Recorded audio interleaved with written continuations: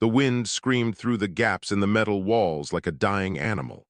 David Cross tightened another bolt on the broken harvester engine and wiped grease from his hands. Outside his workshop, the snowstorm had been raging for 3 hours now. White death, the colonists called these storms on Stillwater. They came without warning and buried everything under layers of ice and frozen air. He glanced at the clock mounted above his workbench. Nearly midnight. The smart thing would be to head inside, seal the doors, and wait out the storm in his living quarters attached to the back of the workshop. David gathered his tools and switched off the overhead lights one by one. The building groaned under the force of the wind. Something scratched at the front door. David paused, probably just debris blown against the metal. The storm had a way of picking up anything not bolted down and hurling it around like a toy. He continued toward the back door. The scratching came again, slower this time, deliberate. He set down his toolbox and approached the front entrance. Through the frosted window, he could see nothing but white chaos. The scratching stopped. David waited, just the wind playing tricks. He turned away. A weak thump hit the door. Something alive was out there. David cursed under his breath and grabbed his heavy coat from the hook. He pulled it on and wrapped a scarf around his face. His fingers found the door handle. Cold metal bit through his glove. He pulled the door open, and immediately the storm tried to rip it from his grip. Snow blasted into his face. He squinted against the assault and looked down. A small shape huddled against the door frame. Scales, wings, blood. David bent down for a closer look. The creature was barely the size of a large cat. Its body was covered in crystalline scales that shimmered even in the dim light spilling from the workshop. 2 wings pressed tight against its sides, one clearly torn and bent at an unnatural angle. The creature lifted its head, and David found himself staring into large eyes that held far too much awareness for an animal. Frost covered the creature's snout. Its chest moved with shallow breaths. The small body trembled violently. David knew what this was. He had seen pictures in the colony database. A Dravik, the species that every spacer feared. The apex predators that could tear through ship hulls and breathe fire hot enough to melt steel. Galaxy's dragons. This one was dying. The creature made a sound, not a growl or roar. A chirp, quiet and desperate, its eyes never left David's face. He should call colony security. That was the rule. Any unknown organism had to be reported immediately, especially a Dravik, especially one that looked young. Where there was a baby, there might be parents. Angry parents with teeth and claws and the ability to reduce the entire colony to ash. The creature chirped again. Its body slumped against the door frame. David made his choice. He scooped the small body into his arms and kicked the door shut behind him. The sudden silence as the storm cut off felt strange. The creature weighed almost nothing. He could feel bones through the scales. Malnutrition. The torn wing dragged as he carried it deeper into the workshop. His living quarters had better heating. David shouldered through the connecting door and laid the creature on his couch. It barely moved. He grabbed every towel he owned and began wrapping the small body. The creature's scales felt like ice. How long had it been out in the storm? The heater hummed in the corner. David dragged it closer and turned the setting to maximum. He knelt beside the couch and examined the injuries. The wing damage was severe. The membrane was torn in 3 places and the bone structure looked cracked. Frost damage covered the creature's feet and the tip of its tail had turned black. Blood seeped from multiple scratches across its body. Some looked fresh. Others had scabbed over days ago. This creature had been suffering for a while. David had some veterinary supplies. The colony was small enough that everyone learned multiple skills. He helped patch up livestock when the actual vet was off-world. He fetched his medical kit and returned to the couch. The creature watched him approach. No fear showed in those eyes now, just exhaustion. He cleaned the wounds as gently as possible. The creature flinched but did not try to bite or scratch. It seemed to understand he was helping. David worked methodically, treating each injury, wrapping the damaged wing in a splint made from scrap metal and cloth. When he finished, The creature looked like a small mummy wrapped in bandages and towels. It made that chirping sound again, softer now. David sat back against the wall and studied his unexpected guest.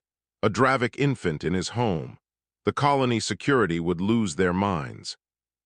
The authorities would want to know where it came from, how it got here, whether more were coming. And they would take it away. David thought about the desperation in those eyes. The way the creature had scratched at his door, not just his door. It had probably tried others first, begging for help while the storm tried to kill it. Only he had opened the door. The creature's breathing had steadied. Its eyes began to close. The warmth and treatment were working. It would survive the night at least. David pulled a blanket over his legs and settled in to watch over his patient. Tomorrow he would figure out what to do. Tonight he had made a choice. A small, injured thing had asked for help, and he had given it. The wind continued to howl outside. Inside, the heater hummed and a dragon baby slept.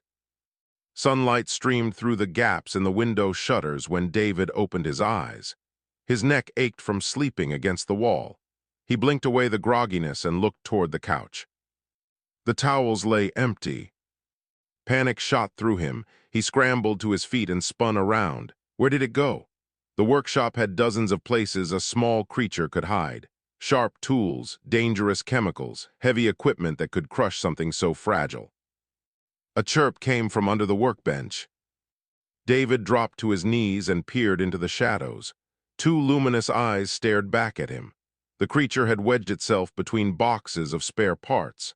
Only its snout poked out from the hiding spot. Relief flooded through him. He sat back on his heels and kept his voice calm. "Hey there, you doing okay?" The creature chirped again. It sounded less weak than last night. The small head tilted as it studied him. After a long moment, it crawled forward. The splinted wing dragged awkwardly, but the creature managed to pull itself into the open. In daylight, David could see the true color of its scales.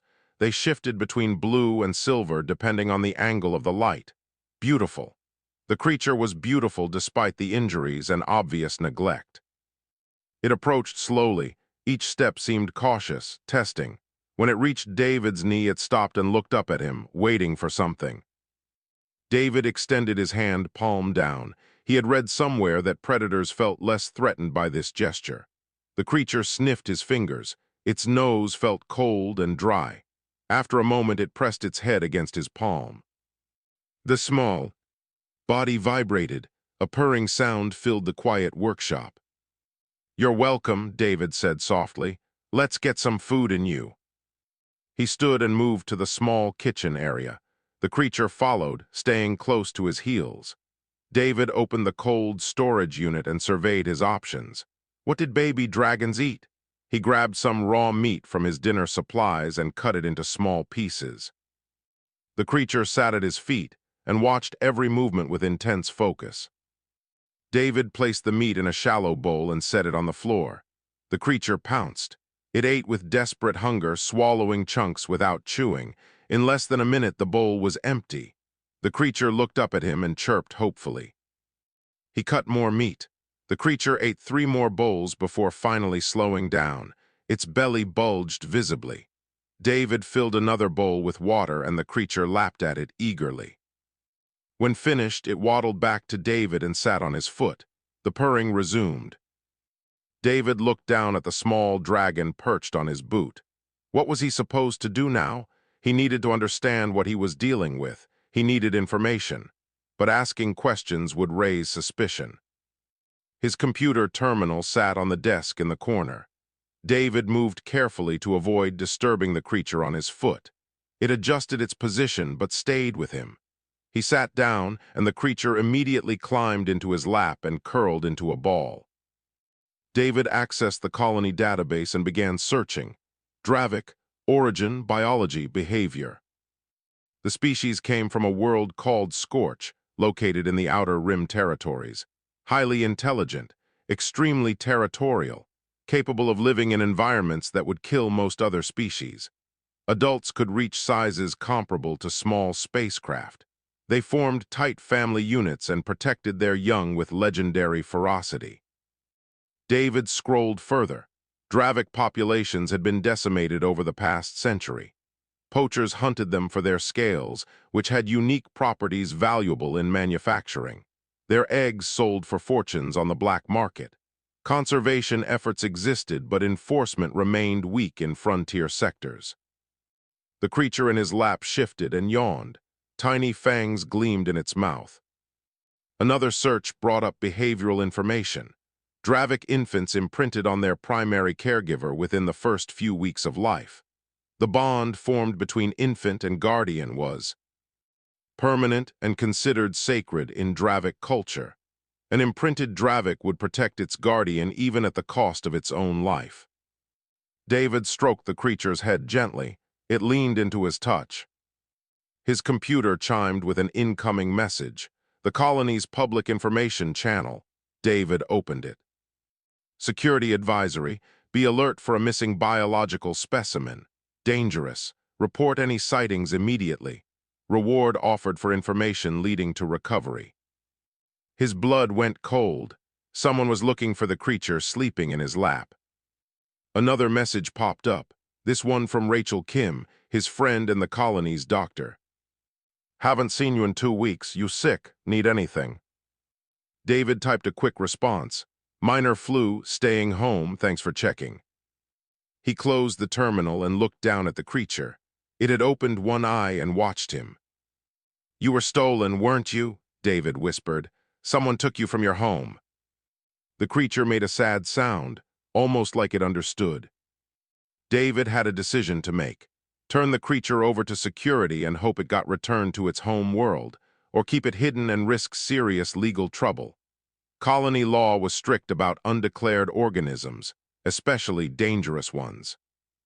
The creature yawned again and closed its eye. Complete trust. It felt safe with him. David thought about his life before Stillwater, the accident that took his wife and daughter, the grief that drove him to the furthest edge of known space, the years of isolation and careful emptiness. He had built walls around himself, high and thick. Nothing got in, nothing got out. This small creature had scratched at his door, and he had opened it. Maybe that meant something. He lifted the creature gently and carried it back to the couch. It protested with a sleepy chirp, but settled when he placed it on the cushions and covered it with a blanket. David watched it sleep for a long moment. I'll call you Frost, he said quietly, because that's how I found you. The creature's tail twitched. Perhaps it heard him, perhaps it approved. David returned to his terminal and deleted his search history. Then he started planning. If he was going to keep Frost hidden, he needed to be smart about it. No visitors, no questions, no mistakes. Outside, the sun climbed higher in the clear sky. The storm had passed, but David suspected another kind of storm was just beginning. 2 weeks passed in careful routine. David worked in his shop during the day while Frost explored every corner of the building. The young Dravik grew at an alarming rate. Already it had doubled in size. Its injured wing healed slowly but showed improvement. The splint came off after 10 days, and Frost began attempting small glides from the workbench to the floor. David discovered that Frost was remarkably intelligent. The young dragon learned to recognize words within days. Sit, stay, come, hide. That last word became the most important. Whenever someone approached the workshop, David would say hide and Frost would dart into the secret compartment he had built beneath the floor panels. The deception wore on him. He told Rachel he was still recovering. He told his neighbors he had taken on a big project and could not be disturbed. He made excuses for everything. But Frost made it worthwhile. The young dragon followed him everywhere. It watched him work with curious eyes. When David explained what he was doing, Frost tilted its head and chirped as if understanding. At night, Frost curled against David's chest and purred until they both fell asleep. The emptiness that had lived inside David for years began to fill with something warm and alive. On the 15th day, Rachel appeared at his door without warning. Enough, she said firmly. You have been hiding for 2 weeks. I am coming inside whether you like it or not. David blocked the entrance. Rachel, I really cannot do this today. You look fine to me, not sick at all. She pushed past him with the determination of someone who had dealt with stubborn patience for years. What are you hiding, David? Frost chose that moment to emerge from the back room. The young dragon had grown to the size of a medium dog. Its scales gleamed in the afternoon light. It saw Rachel and froze. Rachel's eyes went wide. Her mouth opened but no sound came out. She took a step backward. Please do not scream, David said quickly. He moved between Rachel and Frost. I can explain. That is a Dravik. Rachel's voice came out as a whisper. You have a Dravik in your workshop. Yes. A baby Dravik. Yes. Have you lost your mind? Rachel found her voice and it rose sharply. Do you know what happens if security finds out? They will arrest you. They will take everything you own. They might even deport you from the colony. Frost chirped nervously at the raised voices. The young dragon crept forward and pressed against David's leg, seeking protection from the scary human.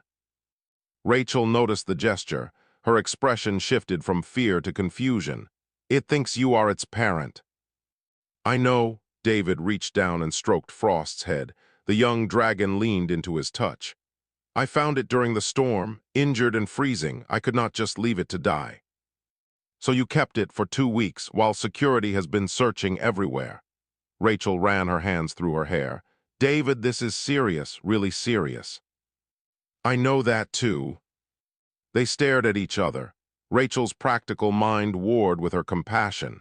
David had known her for 3 years. She was tough but fair. She cared about her patients even when they made stupid decisions. Finally, she sighed, show me its injuries. Relief washed over David. He gestured to Frost. Come here, Frost. Rachel is a friend. Frost approached cautiously. Its eyes never left Rachel's face. She knelt down slowly and extended her hand. Frost sniffed her fingers and then allowed her to touch its head. Frost, Rachel raised an eyebrow at David. That is its name. Of course it is.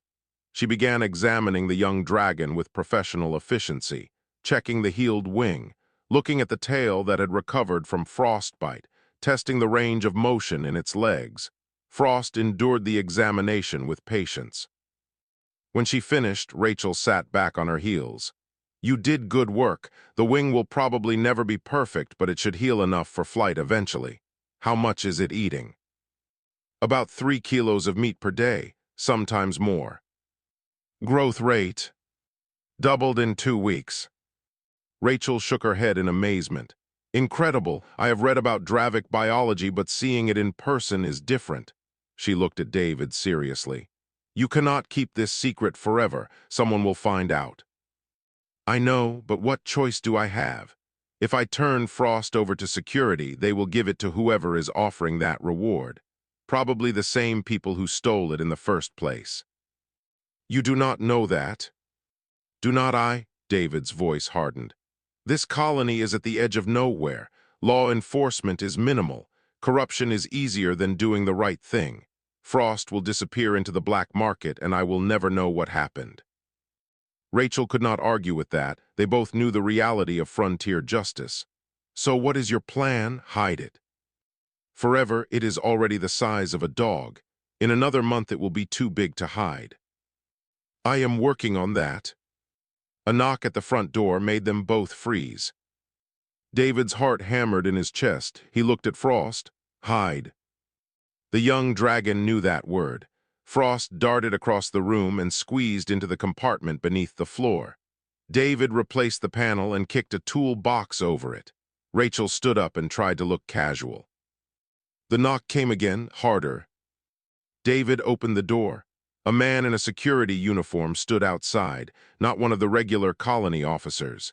This uniform looked official, but something felt wrong about it. The badge was slightly crooked. The man's eyes were cold. David Cross, the man asked. Yes. I am Officer Briggs. I have a warrant to search your property. Step aside, please. David did not move. What are you looking for? Stolen property. We have received information that you may be harboring illegal materials. Briggs smiled, but it did not reach his eyes. This will go easier if you cooperate. Behind Briggs stood two other men. They wore civilian clothes but carried themselves like thugs, not security, muscle.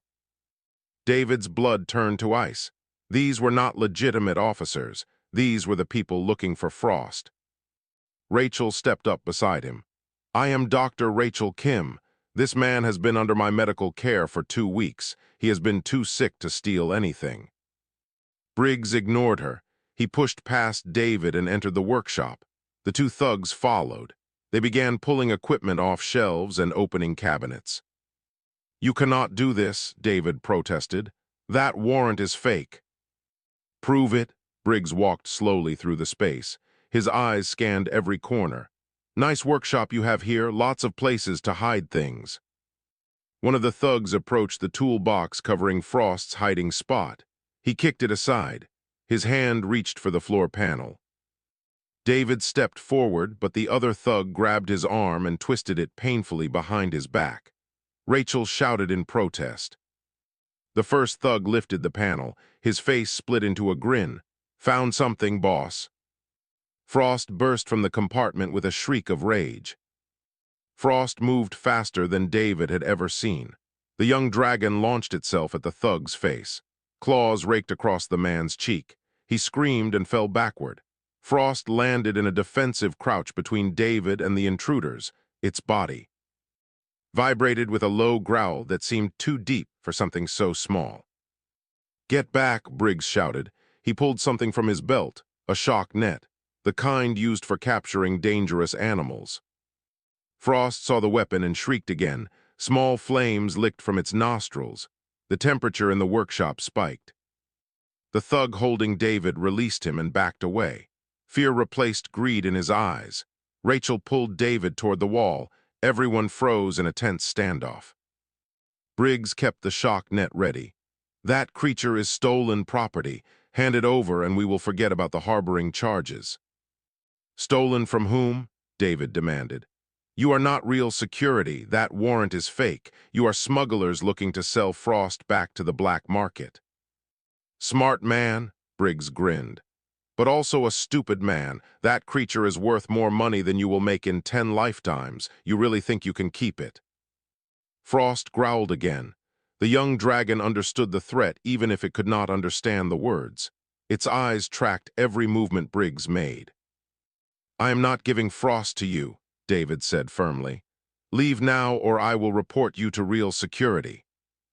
Briggs laughed. Real security on this backwater colony? They could not find their own feet in the dark.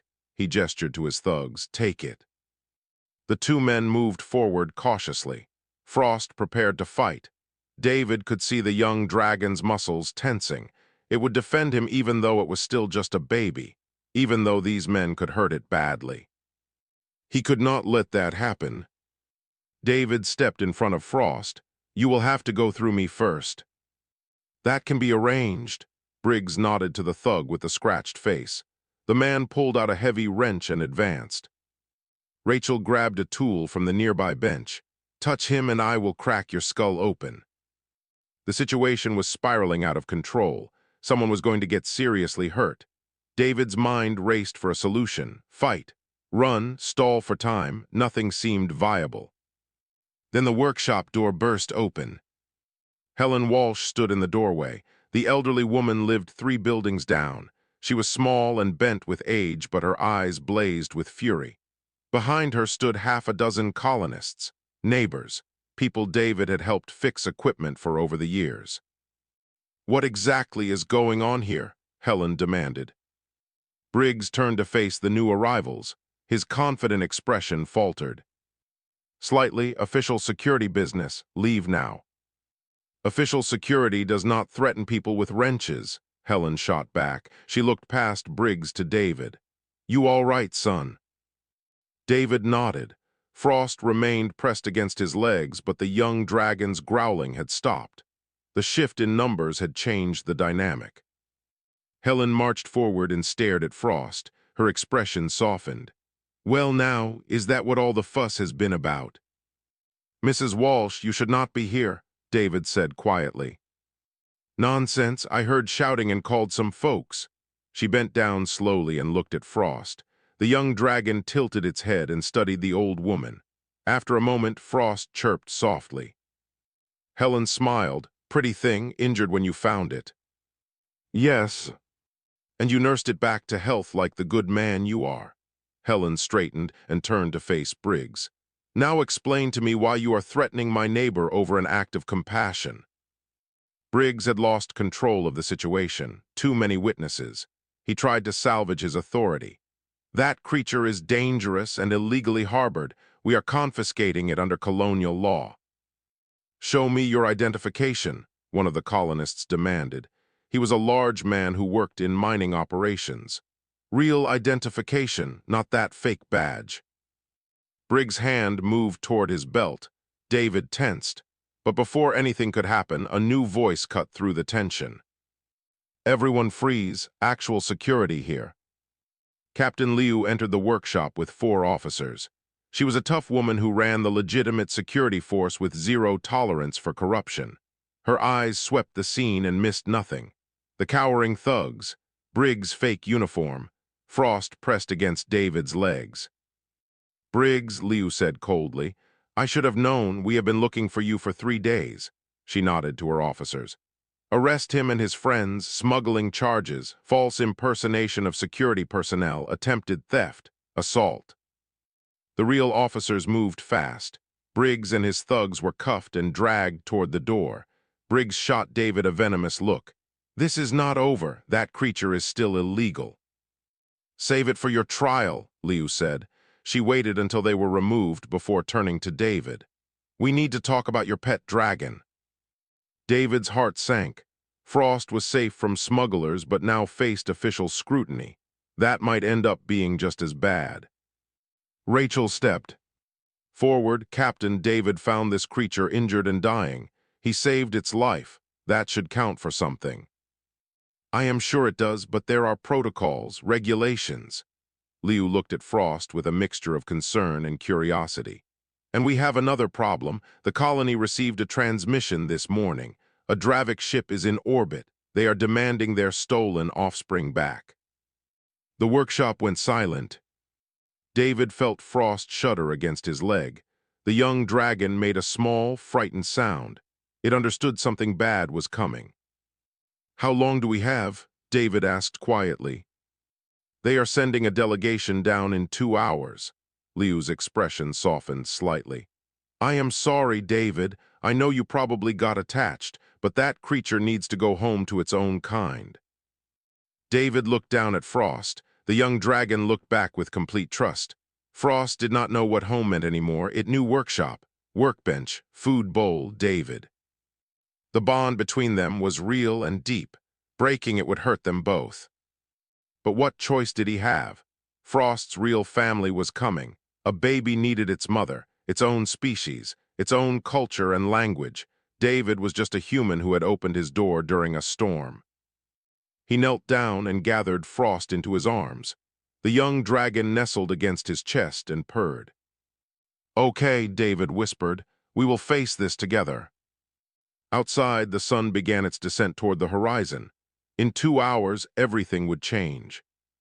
The colony's landing platform vibrated as the Dravik shuttle descended. David stood with Frost in the observation area. Captain Liu had cleared the space of everyone except essential personnel. Rachel stood beside him. Helen had insisted on coming too. A handful of security officers lined the walls. Frost pressed tight against David's leg. The young dragon sensed something monumental was about to happen. Its body trembled, but whether from fear or excitement, David could not tell. The shuttle was massive, organic curves and dark metal that seemed to absorb light. It settled onto the platform with barely a sound. The boarding ramp extended and a figure emerged. David's breath caught. The Dravik that walked down the ramp stood 3 times his height. Her scales were deep crimson marked with veins of gold. Wings folded against her back were large enough to create shade for his entire workshop. She moved with lethal grace. Every step radiated power and barely contained rage. Behind her came two more Dravik, smaller but still intimidating, warriors by the look of them. They carried no visible weapons, but their claws looked perfectly capable of tearing through metal. The lead Dravik stopped at the base of the ramp. Her eyes swept the observation area and locked onto Frost. The young dragon made a sound, not a chirp, something deeper, more primal recognition. "That is my child." The Dravik's voice came through a translator device attached to her collar. The words were mechanical, but the emotion behind them was raw. "You humans stole it from me." Captain Liu stepped forward. "We did not steal anything. Your child was brought here by smugglers. We have arrested them. This man found your child injured and dying. He saved its life." The Dravik's eyes shifted to David. The weight of that gaze made him feel like an insect being examined before being crushed. "You are the human who harbored my offspring." David swallowed hard but met her eyes. "Yes, I am David Cross. I found your child during a storm. It was hurt badly. I could not leave it to die." "Yet you did not report it. You kept it hidden." The Dravik took a step forward. Security officers tensed. "Why?" "Because I knew people were looking for it. Bad people, people who would sell it." David forced himself to stay calm. "I wanted to protect it until I could find a way to return it safely." "Protect it?" The Dravik's tone held disbelief. "You are a fragile human. You cannot protect anything." Frost suddenly moved. The young dragon left David's side and walked toward its mother. Each step seemed hesitant. When it reached the halfway point, it stopped and looked back at David. The Dravik mother's expression shifted. Confusion replaced anger. She said something in her own language. The translator did not pick it up. Frost responded with chirps and clicks. The conversation continued, mother and child speaking while the humans watched helplessly. David's heart ached. Frost kept looking back at him. The young dragon's body language was torn, pulled between two worlds. Finally, the Dravik mother fell silent. She stared at her child for a long moment. Then she looked at David with an expression he could not read. "My name is Stormwing. I have searched for my child for 27 days, since the smugglers attacked our nesting grounds and killed 3 of our people to steal 6 eggs." David felt sick. "I am sorry, that is horrible." 5 eggs were recovered immediately. The thieves escaped with 1. "My child." Stormwing's voice grew softer. "I thought I would never see it again. I thought humans had murdered another of our young for profit." "Not all humans are like that," Rachel said quietly. "No, apparently not." Stormwing looked at her child again. "But we have a problem. My offspring should have run to me, should have cried for its mother. Instead, it looks to you human." She focused on David. "What did you do to my child?" "Nothing, I just took care of it." David's voice cracked. "I fed it, healed its injuries, kept it warm, that is all." "That is not all. You formed a parental bond. I can see it in the way my child moves, the way it watches you, the way it positions itself to protect you." Stormwing's tone held accusation. "You made my child think you are its parent." "I did not mean to. I just wanted to help." Stormwing made a sound that might have been a growl or a sigh. She spoke to her child again. Frost responded with increasingly distressed chirps. The young dragon ran to David and pressed against his legs, refusing to leave him. "This is unacceptable," Stormwing said. "My child belongs with our people. It must learn our ways, our language, our culture. It cannot stay with a human." David's chest felt like it was being crushed. He knew this was coming. He had tried to prepare himself, but seeing Frost so upset made it real in a way he had not anticipated. He knelt down and gathered the young dragon into his arms. Frost buried its face against David's neck. The purring had turned into a sound of distress. David held tight and blinked back tears. "I know you have to take it," he whispered to Stormwing. "Frost needs to be with its own kind, I understand that, but please do not hurt it, do not be angry at it. This is not its fault." Stormwing's expression shifted again. The rage had drained away. Something else took its place. She approached slowly. Her massive form towered over David, but he held his ground. She studied him for a long moment. Then she spoke in her own language to her warriors. They looked surprised but did not argue. Stormwing returned her attention to David. You truly care for my child. This is not a scheme or trick. You opened your home to a creature that could have killed you when it grew larger.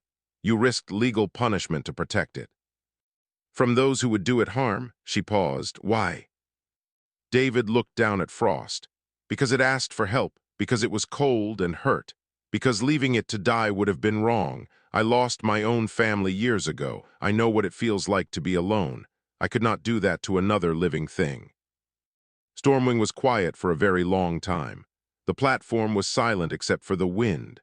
Finally, she spoke. Among my people, when a child bonds with a guardian of another species, it creates a sacred connection. We call it heartbinding.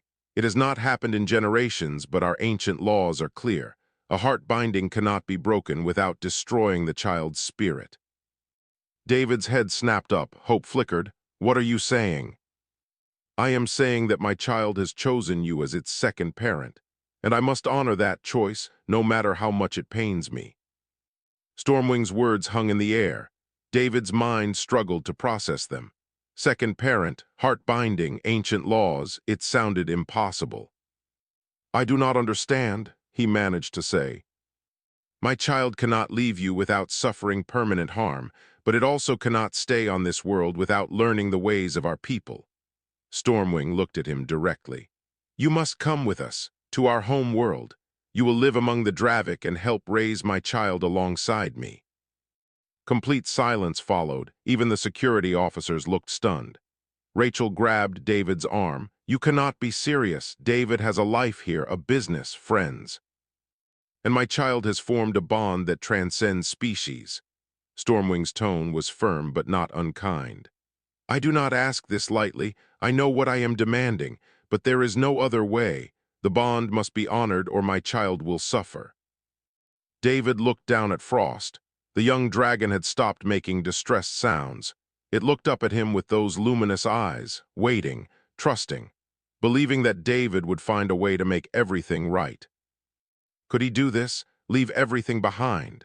Live on an alien world among creatures that could kill him with a single swipe of their claws? Learn a completely new way of life?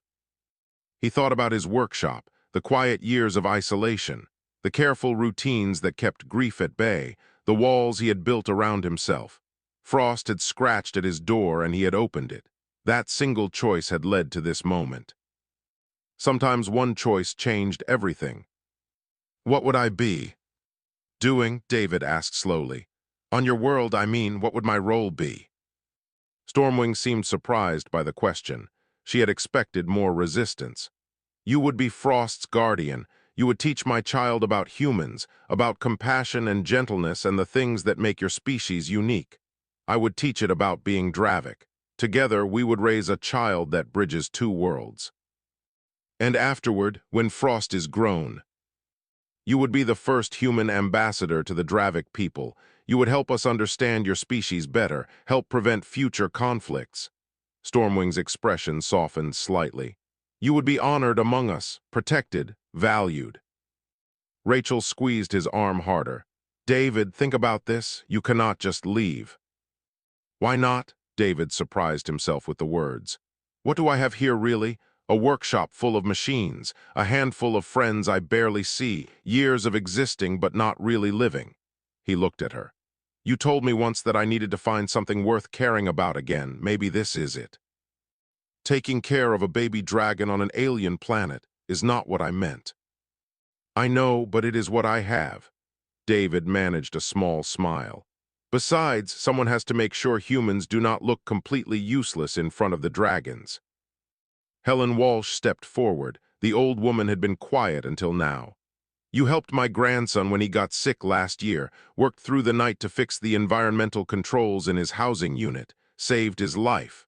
She looked at Stormwing. This man has a good heart. He will treat your child right. I believe he will. Stormwing gestured to her warriors. One of them approached carrying a device. This is a translator. It will allow you to understand and speak our language. The learning process takes several weeks, but you will be able to communicate. David took the device. It was warm and seemed to pulse with its own energy. What about supplies, clothes, my tools? Bring what you need. We leave in 1 hour. That should give you time to gather essentials. Stormwing paused. I know this is sudden. I know what I am asking is difficult, but I swear to you on my wings and fire that you will be safe among my people. You have my protection, and that is not given lightly. David nodded. An hour to pack up his entire life. It should feel rushed, panicked. Instead, he felt strangely calm, like a piece had finally fallen into place. He looked at Frost. The young dragon chirped happily and rubbed against his leg. Whatever happened next, at least they would face it together. Rachel helped him pack. She moved through his quarters with efficient sadness. Clothes, tools, medical supplies, personal items, everything fit into 3 large cases, his entire life condensed into luggage. You will come back and visit, right? Rachel asked as she sealed the last case. I do not know, maybe, if Stormwing allows it. David touched her shoulder. Thank you for everything, for being a friend, for not turning Frost over to security. You are an idiot, you know that, right? Yes, I know. They returned to the landing platform. Stormwing waited with Frost. The young dragon saw David and bounded over, happy, excited, ready for adventure. Captain Liu approached. For what it is worth, you are doing something incredible. Most people would have turned that creature over immediately. You chose compassion, that matters. Just trying to do the right thing. Good luck, David Cross. Something tells me you are going to need it. The boarding process was strange. The Dravik shuttle's interior was designed for creatures much larger than humans. David felt tiny. Frost stayed close to him the entire time. Stormwing watched them both with an expression that might have been approval. The shuttle lifted off. David watched through a viewport as Stillwater colony grew smaller, his home for 3 years vanishing into the distance. He should feel fear, regret, something. Instead, he felt anticipation. 6 months later, David stood in a valley on the Dravik home world. Mountains of black stone rose in the distance. Fire vents dotted the landscape. The air was hot and dry. Frost soared overhead. The young dragon had grown to the size of a horse. Its wing had healed completely. It could fly now, really fly.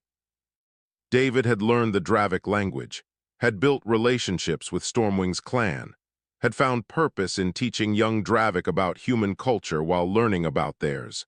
The days were challenging, exhausting, sometimes frightening. But they were not empty. Frost landed beside him and nudged his shoulder. The dragon had stopped being a baby.